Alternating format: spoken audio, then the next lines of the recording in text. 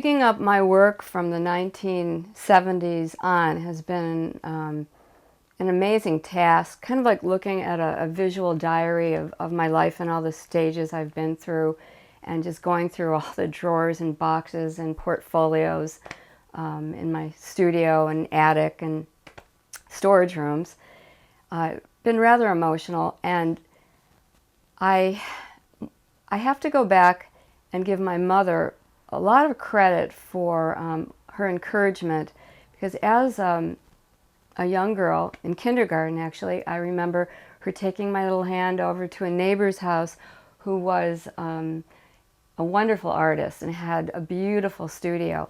I remember walking there with my mother and walking in, and I smelled two things. I smelled paint and I smelled clay, because she had a kiln and a wheel. She was doing a sculpture, and I looked at her painting and her brushes, and I said to my mother, and mind you, I was in kindergarten, I said, this is what I want to be when I grow up.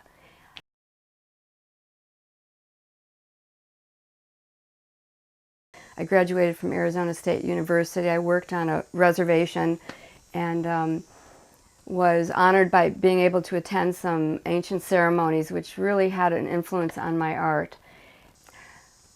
When I lived in Arizona and traveled throughout the Southwest, my whole idea of colors, of course, were different than the palette I work with here in Florida. Just as beautiful, but different.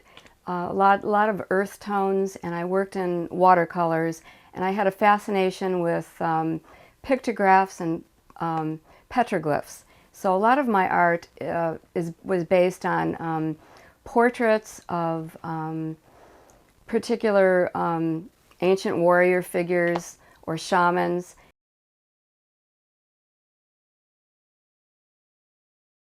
In 1999, when I moved to Florida, of course I fell in love with this island and the wildlife on the island, but I wanted to have something different or unique about my work. So I combined my love of vintage ads and lettering with my wildlife. For example, my green tea turtle, which is on the back of my book. I had some, I don't know, an old canister of tea, and so it said green turtle tea, and that was the logo I used. Mangrove cuckoo, for example, my latest one, I integrated lettering with that as well. And I pretty much kept with that genre or style, combining vintage lettering, much like the old Florida orange crates, with whatever painting that I did.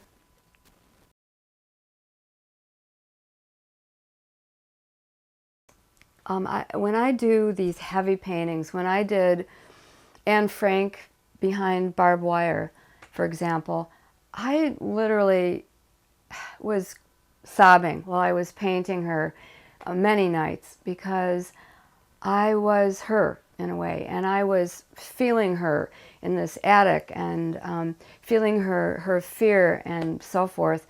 And when I was interviewing people who have lived through concentration camps or had a loved one who had died this way, it was heartbreaking. So I would purposely pull out my retro work and focus on that, because I couldn't stay in that darkness too long.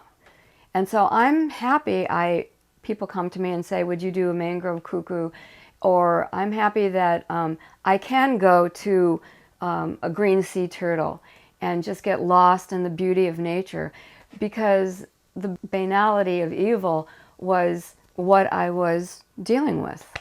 The unthinkable, that which most people have to turn a blind eye. That's what I do in my social commentary art, is I show the raw truth. I paint or collage the images that are indeed very difficult to look at. And then I paint the beauty of life. And there is both. And I think both need to be recognized.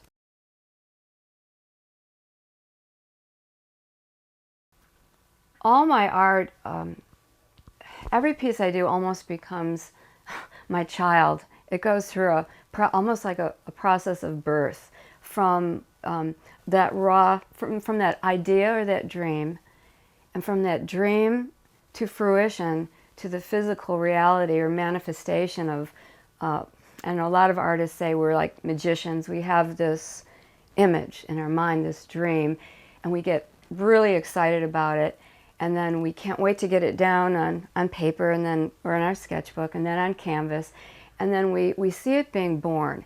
And there's two parts of me. One is, oh my gosh, I just sold this original. It's great.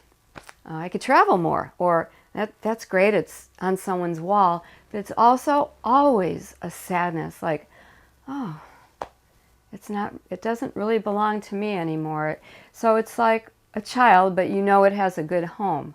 I don't know if that even answered your question. Did it? It's how I feel about the whole magical process of creating art, because it truly is.